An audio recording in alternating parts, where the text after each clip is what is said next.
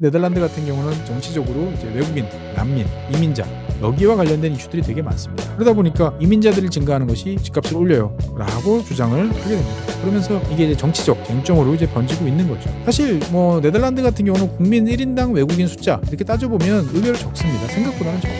그러니까 사실 난민들이나 외국인들 때문에 주택 가격이 오른다 영향은 있겠지만 그게 전부 다는 아닐 텐데 네덜란드에서 지금 어떤 일이 벌어지고 있느냐.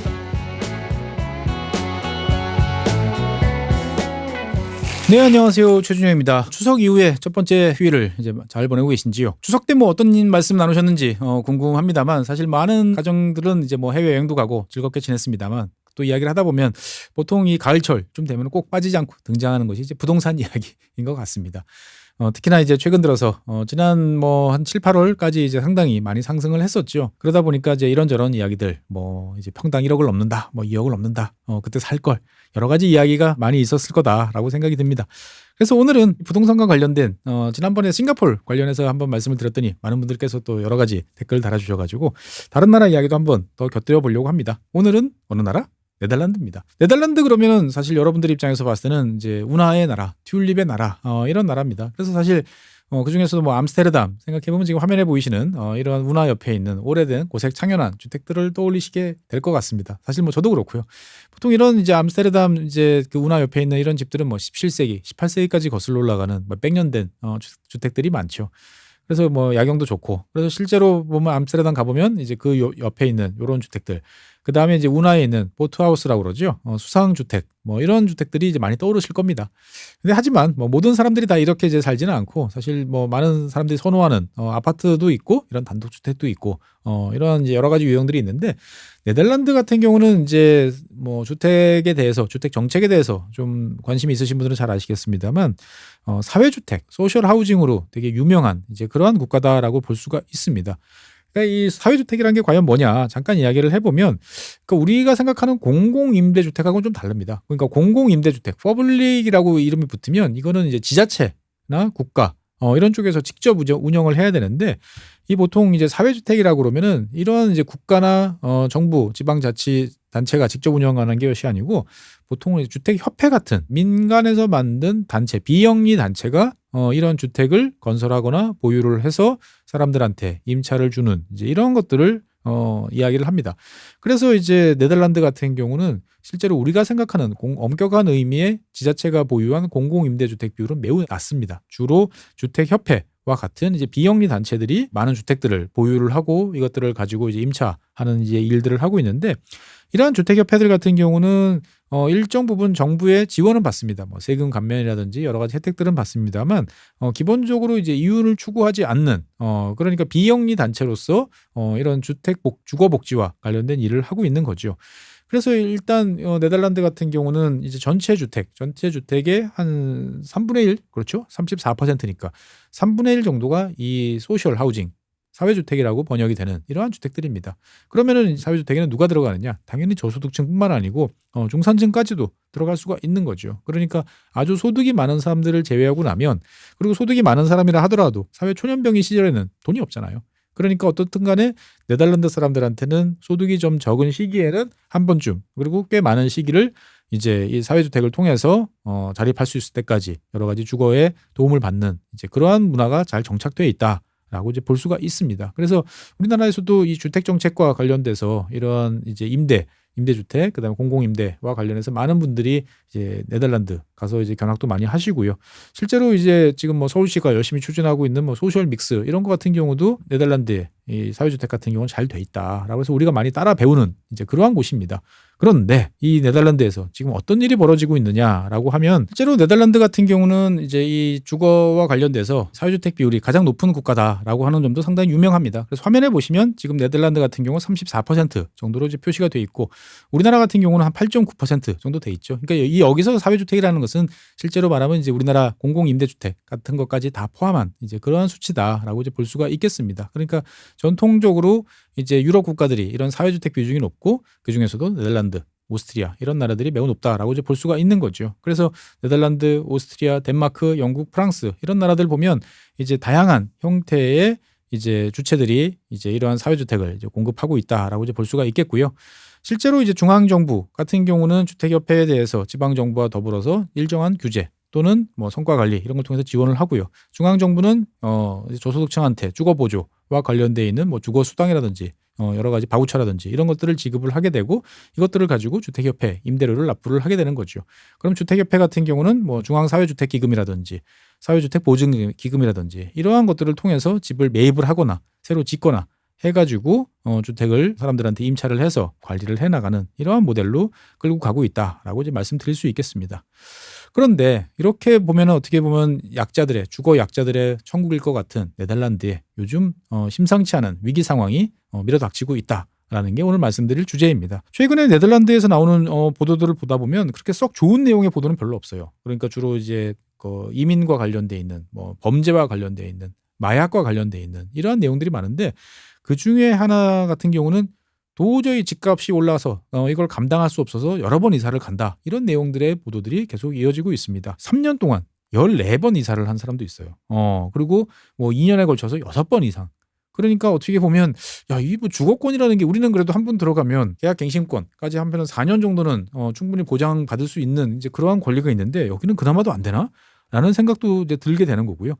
다른 한편으로 보면 보통 이런 사회주택 이나 여러 가지 이제 이곳을 찾는 상당수의 사람들은 사실 주거 약자들이 많았는데 지금은 말쑥한 옷차림을 사지고 그 다음에 정규직 직장을 가진 사람들까지 이런 사회주택으로 몰려들고 있으면서 여러 가지 경쟁이 높아지고 있다라는 이야기가 나오는 거죠. 모든 이유는 뭐냐면은 이 집값이 오르고 있기 때문에 그렇습니다. 그러니까 지금 네덜란드 같은 경우는 화면에 보시는 것처럼 95년 이후에 그래프를 그려보면 상당히 지금 쭉 많이 올랐다라고 이제 볼 수가 있습니다. 그래서 얼마나 올랐냐라고 보면 10년간에 걸쳐서 한 2배 정도 상승을 했습니다. 10년에 2배면 연 7% 정도 오른 거죠. 그러니까 꾸준하게 올랐다라고 보면은 뭐 꾸준하게 오른 거고 어떻게 보면 좀 급등을 했다라고 이제 볼 수도 있는 거죠. 그래서 네덜란드 같은 경우는 평균 이제 주택 가격이 얼마냐? 그러니까 평균 주택 가격으로 따지면은 45만 2천 유로 정도니까 우리 돈으로 따지면 한 6억 6천만 원 정도 됩니다. 6억 6천만 원 정도 되면 뭐 그 정도면 할 만하네 라는 생각이 드는데 네덜란드 국민들의 이제 평균 급여가 4만 4천 유로 그러니까 한 6,500만 원 정도 되다 보니까 한 10년치 급여를 모아야 된다라고 이제 볼 수 있는 거죠. 그러면 서울보다는 싸고 어떻게 보면 우리 지방 도시들보다는 좀 비싸고 하는 게 뭐 어차피 이제 네덜란드 같은 경우도 전체적으로 봤을 때는 이 정도 수준이다라고 이제 보여지는데 문제는 네덜란드 같은 경우도 이제 신축 주택, 우리도 이제 얼죽신이라고 그러죠. 얼어 죽어도 신축이다라고 이야기하는데 신축 주택 같은 경우는 가격이 훨씬 더 많이 뛰었습니다. 비싸요. 그래서 평균 급여의 한 16배, 20배 이렇게까지 된다라고 이야기를 하고 실제로 아까 이제 그 2년 동안에 2배, 100% 정도 올랐다라고 그러는데 뭐 암스테르담에서도 이제 중요한 뭐 사람들이 인기 좋은 이제 이런 지역 같은 경우는 뭐 1배 반 이상 150% 이상 올랐다라고 하는 이야기들도 많이 나옵니다. 그러다 보니까 사람들이 선호하는 중간 이상의 주택들 같은 경우는 최근 한 2분기 7.2% 정도가 상승을 했어요. 그러니까 근 30년 이래 아주 짧은 기간 내에 지금 계속 주택 가격이 폭등을 하고 있다라고 이야기를 할 수 있겠습니다. 그러니까 실제로 이제 평균 수준의 주택을 내가 일반적으로 살림살이 하면서 가기 위해서는 연 9만 5천 유로 그러니까 우리 돈으로 따지면 한 1억 4천만 원 정도의 소득을 이제 올려야 되는데 이것은 네덜란드 전체 중위 소득의 한 2배 정도 되는 그런 거기 때문에 일반 많은 사람들이 주택을 구매하기가 점점 어려워지고 있다라고 이제 볼 수가 있겠습니다. 사실 이 네덜란드의 주택 가격이 이렇게 오르는 가장 큰 이유는 제가 봤을 때는 이 모기지 때문에 그런 것 같아요. 여러 가지 이유가 있습니다만 너무 후해요. 대한민국 국민이 기준에서 봤을 때는 모기지가 얼마냐면은 LTV 100%예요. 지난번에 싱가포르 같은 경우는 계속 낮추고 있다고 그랬잖아요. 5%씩 5%씩 이렇게 낮추고 있다고 그러는데 네덜란드 같은 경우는 LTV 100%입니다. 그리고 여기에 대한 이자 같은 경우도 소득세 납부할 때 이제 공제를 많이 해주고 그러다 보니까 사람들 입장에서 봤을 때는 자꾸 집값이 오르면 그냥 사는 게 낫겠다라고 생각을 하는 거고 은행에서 전액 빌려주는 이런 거니까 뭐 다운페이먼트 계약금 필요 없이 그냥 사는 이제 이런 경우도 많아지는 거죠. 그러다 보니까 민간 부문 이렇게 사회주택을 제외한 이제 나머지 민간 주택들 같은 경우도 임대료가 지금 계속 오르고 있다라는 이야기가 많이 나옵니다. 얼마나 비싸냐면 이 암스테르담 같은 경우 특히 이제 이것이 좀 심각한데요. 쉐어하우스 여러분들 뭐 이제 주방을 공유하는 이제 거실이나 이런 쉐어하우스들 있죠. 거기에 방 한 칸. 그러니까 쉐어하우스에 있는 방 한 칸을 빌리는데 월 960유로. 그러니까 한 우리 돈으로 따지면 한 140만 원 정도를 이제 내야 되고요. 그 다음에 이제 원베드룸 플랫, 우리 이제 조그마한 오피스텔 같은 이런 거 같은 경우는 220만 원 정도. 그 다음에 이제 4인 가족이 지낼 만한 3베드 정도 되면 방 3개, 요런 거 같은 경우는 516만 원. 이거 엄청 비싸다라고 이제 볼 수 있는 거죠. 그러니까 지금 방금 말씀드린 거는 이제 사회주택 이런 거 아니고요. 임대료 통제를 받지 않는 이제 민간, 말 그대로 시장 가격의 원리에 따라서 움직이는 이제 이러한 임대주택 가격이 최근 들어서 폭등을 하고 있다라고 말씀드리겠습니다. 실제로 이제 네덜란드 같은 경우는 이 주택 가격이 오르는 가장 큰 이유는 아까 뭐 모기지라고 제가 말씀을 드리기도 했습니다만, 다른 한편으로 보면은 이 집이 없는 것도 한 원인이에요. 그러니까 작년 같은 경우도 네덜란드 정부 추산으로 보면은 일단 적정 수량에 비해서 한 40만 채 정도가 부족하다라고 이야기를 이제 하는데, 이 주택 그 부족 숫자가 3년 내에서 계속 증가를 하고 있어요. 그러니까 점점 더 사람들이 주택을 구매하고 싶은 사람은 많은데 주택이 줄어들고 있는 이제 그런 상황이다라고 이제 볼 수 있는 거죠. 그러니까 전체 지금 재고 주택의 한 5% 정도의 수치가 부족하다라고 이제 볼 수가 있는 거죠. 그러니까 네덜란드 정부 같은 경우는 현재 재고 주택의 한 5%의 부족한 비율을 한 2% 정도까지 낮춰야 이 집값 상승도 좀 막고 임대료 상승도 막겠다라고 생각을 하는데, 그러려면은 이제 연 23만 채 정도를 공급을 해야 되는데, 실제로 보면 작년 같은 경우 보면 10만 채도 공급이 안 됐어요. 한 8만 8천 채 정도 이제 공급이 되고 끝난 거죠. 그러니까 지금 주택 수요에 대해서 공급이 턱없이 부족하다. 즉 공급 부족. 그다음에 다른 한편으로 보면은 넉넉한 이제 모기지 이런 것들이 결합을 하면서 주택 가격을 올리고 있다라고 보는 거죠. 그래서 실제로 보면 네덜란드 정부 같은 경우는 2030년까지 이제 100만 채를 공급하겠다. 이 100만이라는 숫자는 참 정치를 하는 사람들한테는 매력적인 것 같습니다. 그래서 2030년까지 100만 채. 그러면 앞으로 지금 한 6년 정도 남은 거죠. 그러니까 매년 최소한 15만에서 20만 채 정도를 이제 지어야 되는데, 이 중에 한 3분의 2 정도는 어포더블 하우징이라고 그래가지고 이제 저렴한 주택. 어떻게 보면은 뭐 저소득층이라든지 중위소득 이하의 사람들도 부담 없이 들어갈 수 있는 집으로 건설하겠다라고 그랬는데, 현재까지 진행되는 걸로 봤을 때는 목표 달성이 불가능하다라고 이제 볼 수가 있는 거죠. 그러면 이제 당연히 어느 지역이 부족하냐? 여기도 제일 부족한 지역은 최대 도시인 암스테르담입니다. 사람이 몰리고 그다음에 집값이 오르니까 더 많은 수요가 생기는 이제 이런 일들이 벌어지는 거죠. 원래부터 암스테르담은 옛날서부터 주택이 좀 부족한 그러한 지역이었는데, 최근 들어서 이제 관광객도 늘어나고, 관광객이 늘어나면 당연히 에어비앤비 같은 관광객을 대상으로 하는 단기 렌트를 위한 집 주택 구매 수요도 늘어나는 거죠. 그러니까 집값이 더 오르고 있다. 그리고 가격이 오르면 사놔야겠다라고 하는 또 가수요까지 이제 오르다 보니까 점점 더 이제 집값이 오르고 있고요. 여기에 더해서 외국인들도 이왕 살 거면 내가 암스테르담에 한 채 사야지라고 이야기를 합니다. 네덜란드 입장에서 봤을 때 보면은 주택 가격이 지금 너무 많이 뛰고 있다라고 느끼지만, 다른 뭐 한국 사람들뿐만 아니고 그냥 인접한 유럽 국가들 사람에도 야, 암스테르담의 주택 가격이 이 정도야? 나도 하나 살만해 라고 생각할 정도밖에 안 됩니다. 사실은. 왜 그러냐면은 새로 암스테르담 외곽 지역에 지어진 전체 공급 면적이죠. 공급 면적 한 25평 정도보다 좀 작은 주택 정도라고 생각을 하면 이게 한 34만 유로 정도 돼요. 한 5억 원 정도 되니까 되게 저렴하게 느껴지는 거죠. 한국 사람들 입장에서 봤을 때는. 근데 베를린 같은 경우도 요 정도 동일한 주택 규모 한 60제곱미터 정도의 신축 주택이라고 그러면은 한 5억 5천만 원 정도 됩니다. 파리 같은 경우는 한 11억 5천, 12억 정도 돼요. 그러니까 프랑스 사람들 입장에서 봤을 때는 야, 암스테르담 야, 싸네. 막 많이 올라? 하나 사놓자. 이런 마음이 이제 들 수도 있다라고 이제 보여지는 거죠. 그래서 실제로 보면 이 네덜란드 같은 경우는 이렇게 집값이 오르는 원인에 대해서 여러 가지 이야기가 나옵니다만, 2010년대 이후에 네덜란드 정부가 수립한 정책이 잘못됐다라는 비판도 요즘에 많이 나오고 있습니다. 어떤 정책이었냐면은 2010년 초반이라고 그러면은 어떤 시대죠? 유럽 같은 경우는 유럽 재정 위기, 유로존 경제 위기 이런 것들 때문에 상당히 많은 정부들이 어려움을 이제 겪던 시절입니다.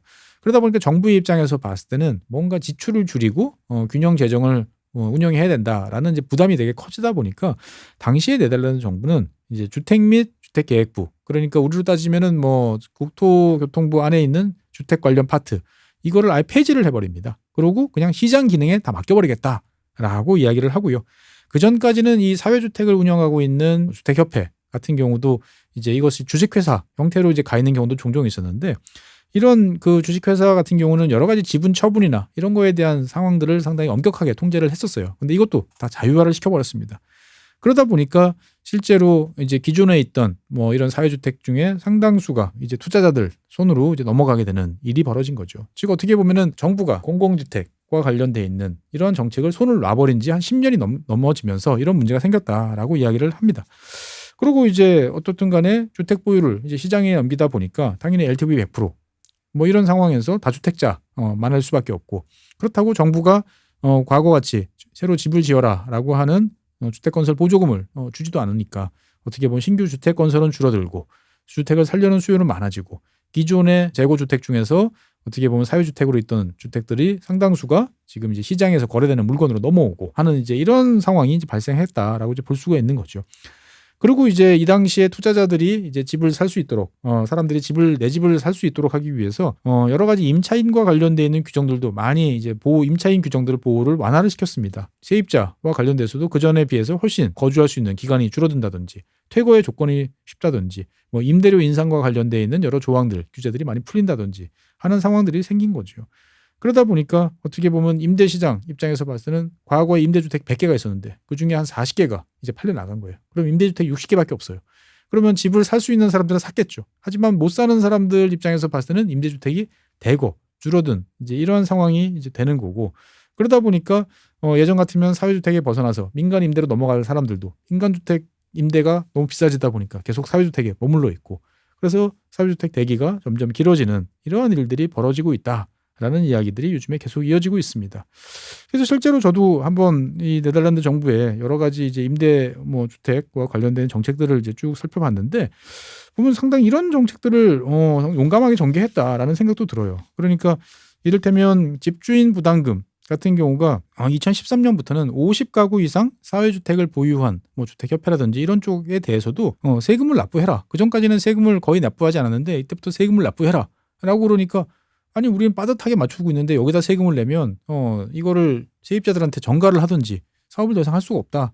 그러다 보니까 이것들을 그냥 집을 팔아치우는, 어떻게 보면은 이제 주택협회들이 이러한 사회주택 사업을 점점 하기 어렵게 만드는 이제 이러한 제도도 이제 발생을 했고, 아니면 이제 실제로 사람들이 주택협회 입장에서 봤을 때는 수익이 빠듯해지니까 과거 같으면 정기적으로 수리하고 도배하고 집안 유지보수 하는 작업들을 이제 꺼리게 되는, 그래서 어떻게 보면 슬럼화되는 이제 이러한 일들도 이제 점점 벌어지게 된다라고 이제 말씀드릴 수 있겠습니다. 다른 한편으로 보면 이제 2022년, 23년에 걸쳐 가지고는 이제 자가주택 확대 이런 이제 정책들도 계속 이제 펼치고 있어요. 그래서 어떻게 보면 여러 가지 이제 정책들을 펼쳤는데, 이를테면은 이제 일정 가격 이하의 주택에 대해서는 임대를 금지하는 이런 정책도 이제 펼쳤습니다. 그러니까 암스테르담 같은 경우는 53만 유로, 그러니까 우리 돈으로 한 7억 8천만 원 이하의 주택에 대해서는 그냥 그 주택을 산 사람은 들어가 살아라 라고 하는 거예요. 그러니까 어떻게 보면 싼 집을 사서 임대를 하기보다는 그러한 집에 그냥 너가 실거주로 들어가서 살아라. 그러니까 여러 주택을 사는 거를 막겠다. 이런 정책인가? 라는 생각도 좀 들기는 합니다만, 어떻든 간에 이렇게 되다 보니까 사람들이 그전까지는 임대를 주던 사람들이 내 집에 들어가야 되는 실거주를 해야 되다 보니까 임대주택이 줄어드는 그러한 일들도 더 벌어지는 이제 이러한 현상도 나타나고 있다라고 이제 볼 수가 있겠습니다. 그러다 보니까 이제 실제로 네덜란드 정부는 이제 최근에 여러 가지로 상황이 이제 다급해지니까 좀 극약 처방들을 지금 내놓기를 이제 시작을 하고 있는 거죠. 그러니까 이제 어떤 처방이냐면은 그 네덜란드 같은 경우는 주택을 평가를 합니다. 포인트를 부여해요. 포인트에 따라서 임대를 줄 수 있는 주택에 대해서 규제를 합니다. 그러니까 지금 화면에 보시는 것처럼 실제로 까만색 같은 경우가 원래 임대료 규제를 받는 주택이고요. 그 다음에 파란색 같은 경우가 시장 가격에 의해서 이제 임대료를 자유롭게 책정할 수 있는 건데, 최근 들어서 정부가 이 규제를 강화하면서 전체 주택 중에 거의 90% 이상의 주택이 임대료 규제를 받아요. 이거 어떤 말이냐면은 실제로 네덜란드 같은 경우는 이 집집마다 평가를 합니다. 너 면적이 얼마야? 화장실 상태는 어때? 그다음에 단열 성능은 어때? 이런 등등을 가지고 포인트를 매깁니다. 그래서 당신 집은, 당신이 보유한 집은 몇 포인트입니다 라고 그러고, 포인트가 올라갈수록 더 높은 임대료를 받을 수 있는 고급 주택이다 라고 이제 볼 수가 있는 거죠. 그래서 이제 원래 임대료를 통제를 이제 이런 식으로 해왔는데, 최근 들어서 이제 이 통제를 규정을 더 강화해서 전체 주택의 96%까지 임대료 통제하는 쪽으로 지금 가고 있는 거죠. 그러니까 기존에 시장에 있던 거래를 할 수 있던, 그러니까 내가 돈을 주면 그래도 들어가 살 수 있던 임대주택이 대폭적으로 주는 이제 이런 상황도 생긴다라고 이제 볼 수가 있는 거죠. 참고로 말씀드리면은 이제 이 포인트에 따라 가지고 여기서는 딱딱 나눠져 있습니다. 그래서 사회 임대주택, 중간 임대주택, 자유 섹터 주택 이런 식으로 돼 있는데, 보통 포인트로 따져가지고 187포인트 정도 되면 이제 임대료 상관없이 그냥 시장에서 원래 거래되는 이제 이런 것들이고요. 그 다음에 중간 임대주택 같은 경우는 뭐 144포인트에서 186포인트 정도 되면 1158유로. 그러니까 월 한 170만 원까지만 받아라. 라고 이제 통제를 하고 있고요. 그 다음에 이제 뭐 사회 임대주택 같은 경우는 임대료를 880유로, 130만 원만 받아라. 이런 식으로 해가지고 실제로 주택 임대료 통제가 되게 강해요. 되게 강하지만 원체 사람들이 지금 몰리다 보니까 이 임대료 상승에 관한 압박이 높여지고 있고 여러 가지 일들이 발생하고 있다라고 이제 볼 수가 있는 거죠. 그래서 네덜란드 정부가 사실 아까 말씀드린 것처럼 임대료가 천정부지로 치솟으니까 이 문제를 해결하기 위해서 이 한 30만 채 정도의 주택을 추가로 임대료를 통제하는 이런 쪽으로 이제 집어넣은 거죠. 그러니까 어떻게 보면은 이게 이제 일단 급한 불은 껐다라고 볼 수 있는데 이게 또 다른 문제를 일으키고 있어요. 그러니까 무슨 말이냐면은 임대료 통제 주택에 들어가기 위해서는 내 소득도 일정 기준 이하로 이제 내려가야 된다라고 하는 거죠. 그러니까 어떻게 보면은 원래 소득이 낮은 사람들은 별 문제 없었어요. 그 다음에 한 중간 정도의 소득을 올리는 사람들도 이번 조치, 즉 어떻게 보면은 꽤 괜찮은 집까지 임대료 통제가 강하게 되면서부터 이제 더 이상 당분간은 임대료가 더 오르지 않겠다라고 생각을 해볼 수가 있는 거죠. 근데 문제는 뭐냐? 이제 중산층, 뭐 상위 중산층이라고 할 수 있는 중상층 이런 쪽 입장에서 봤을 때는 이제 내가 그 동안에는 그래도 임대료를 들어갈 수 있는 집들이었는데 이제 그런 집들이 다 이제 여러 가지로 제약을 받는 조건, 통제를 받는 조건이니까 나는 들어갈 수가 없는 그런 집이 돼버린 거죠. 그러니까 어떻게 보면은 소수의 남아있는 고급 임대주택에 울며 겨자 먹기로 가야 되니까 근데 그나마 경쟁이 더 치열해지다 보니까 임대료가 천정부지로 치솟는다. 즉 어떻게 보면 중산층이 상당히 애매모호한 상황으로 내몰리고 있다라고 이야기를 합니다. 그래서 실제로 보면 네덜란드 같은 경우는 전체적으로 내가 사회주택, 앞서 말씀드렸던 사회주택에 입주하려고 그러면 한 7, 8년 정도로 대기를 해야 되고 암스테르담 같은 경우는 한 18년에서 한 20년 사이를 대기를 해야 되는 상황인데 지금 임대료 통제 이런 것들이 점점 더 강해지다 보니까 이러지도 저러지도 못하는 상황이 이어지고 있다라고 볼 수가 있습니다. 그래서 내가 정말 비싼 임대료를 내고 민간 임대를 가야지라고 해도 보통의 경우에는 한 3, 4년씩 대기를 해야 되는 경우도 많아지고 있다라고 볼 수가 있습니다. 그래서 실제로 네덜란드 정부 입장에서 봤을 때는 이 문제를 해결하기 위해서 지금 머리를 막 쥐어 짜내고 있는데 그러다 보니까 정말 기기묘묘한 수들이 등장을 하고 있습니다. 그러니까 어떤 방법이냐면 옛날에 지어진 집들은 좀 큽니다. 근데 이제 이 집 같은 경우는 좀 크기 때문에 지금의 이제 뭐 1인 가구, 2인 가구가 들어가 살기에는 사실 좀 부담스러워요. 유럽 같은 경우는 특히 뭐 독일도 그런 집들이 종종 있는데 옛날에 지어진 집들이 커서 오히려 안 나가는 경우들이 있습니다. 그래서 이런 기존 건물들을 분할하거나 아니면 옛날 지어진 집들을 한 층 더 올리는 증축을 하거나 기존에 이제 옛날에는 뭐 사무용 건물을 쓰던 거를 주택으로 용도 변경을 하자. 이런 식으로 하면 한 10만 채에서 12만 채 정도를 늘릴 수 있지 않겠느냐. 그래서 이 방안도 지금 검토를 하고 있기도 하고요. 근데 이거는 이제 하려고 그러면 시간이 좀 걸리는 문제고 그러다 보니까 사람들은 왜 이런 문제가 생겼느냐. 그리고 누구 때문이냐라는 것들을 찾기 시작을 하는 거죠. 그런데 네덜란드 같은 경우는 여러 번 말씀드렸지만 이 최근에 정치적으로 이제 외국인, 난민, 이민자 여기와 관련된 이슈들이 되게 많습니다. 그러다 보니까 외국인이 너무 많이 들어와요. 난민들이 너무 많이 들어와요. 이민자들이 증가하는 것이 집값을 올려요. 라고 주장을 하게 됩니다. 그러면서 이게 이제 정치적 쟁점으로 이제 번지고 있는 거죠. 사실 뭐 네덜란드 같은 경우는 국민 1인당 외국인 숫자 이렇게 따져보면 의외로 적습니다. 생각보다는 적어요. 그러니까 사실 난민들이나 외국인들 때문에 이 주택 가격이 오른다. 영향은 있겠지만 그게 전부 다는 아닐 텐데 일단 정치적으로 그게 이슈가 되고 이것들이 꽤 큰 파급 효과를 이제 내고 있다라고 이제 볼 수가 있는 거죠. 그러다 보니까 이제 얼마 전에 구성된 네덜란드 이제 연립 정부 같은 경우는 이제 망명 정책을 되게 타이트하게 가고 있고 그 난민들을 수용하는 어떤 이런 조치에 대해서도 우리 더 이상 못 받겠다라고 하는 이유에 대해서 뭐 옵트아웃 같은 조치를 이제 시행하겠다라고까지 이야기를 하는 거죠. 그러니까 어떻게 보면은 주택 가격 상승이 정치적 이슈가 되고 정치적 이슈가 다시 이제 극우 뭐 급진 우파의 어떻게 보면 텃밭이 되는 이러한 이제 순환 구조가 지금 네덜란드에서 만들어지고 있다라고 이제 말씀드릴 수 있겠습니다. 그래서 실제로 보면은 많은 네덜란드 국민들은 이제 주택 가격 상승에 대한 여러 가지 불만을 이제 시위로 이제 표시를 이제 하고 있기도 이제 하는 거죠. 근데 하지만 지금 화면에서 보시는 것처럼 실제로 좀 공급돼야 될 적정 수준의 주택들에 대해서는 한참 미치지 못하는 주택만 공급이 되니까 이 차액만큼 이 남은 요 사이의 물량만큼이 계속 모자라는 이상 네덜란드의 주택 가격이 내려갈 가능성은 별로 없어 보인다라고 이제 볼 수가 있는 거죠. 그러니까 지난번에 싱가포르에서도 그렇고 지금 네덜란드에서도 그렇고 이게 도대체 왜 오르냐, 왜 전 세계적으로 이렇게 주택 가격이 계속 오르느냐라고 이제 궁금해하시는 분들이 계실 텐데 일단은 제가 봤을 때 보면 과거에 비해서 사람들 소득이 올라간 사람도 많고요. 그 다음에 대도시로 몰려드는 사람도 많습니다. 즉 특정 지역에 더 많은 사람이 집중이 되면서 수요 공급 밸런스가 이제 좀 깨지는 이제 이런 면들도 있는 거죠. 그러다 보니까 주택 가격이 한번 오르기 시작을 하고 오르기 시작하면 가수요를 만들어내고 뭐 이런 면들. 그다음에 다른 한편으로 보면은 많은 정부들이 이제 연금이라든지 기존의 고정 지출을 감당하기도 힘들어져요. 그러다 보니까 주택 같은 경우는 굳이 내가 하고 싶지 않다, 여력이 없다, 라고 생각을 하고 여기에 대해서 자꾸 손을 떼고 싶어하는 이제 이런 모습들도 보이는 거죠. 이런 것들이 결합이 되면서 대도시, 뭐 어느 나라든 수도, 사람들이 선호하는 일자리가 있는 지역, 이런 지역 같은 경우는 주택 가격이 계속 오른다라고 말씀드릴 수 있겠습니다. 그러다 보니까 네덜란드 입장에서 봤을 때 보면, 우리 입장에서 봤을 때는 네덜란드의 주택 가격 절대적으로 보면은 우리 눈에 보면 싸 보입니다만 네덜란드 국민 입장에서 봤을 때는 상당히 힘든 상황이 이어지고 있다 정도로 말씀드릴 수 있겠습니다. 네, 오늘은 치솟는 집값으로 많은 어려움을 겪고 있는 네덜란드와 관련된 이야기를 해봤습니다. 다음 주에는 새로운 이야기로 여러분들 찾아뵙겠습니다. 감사합니다.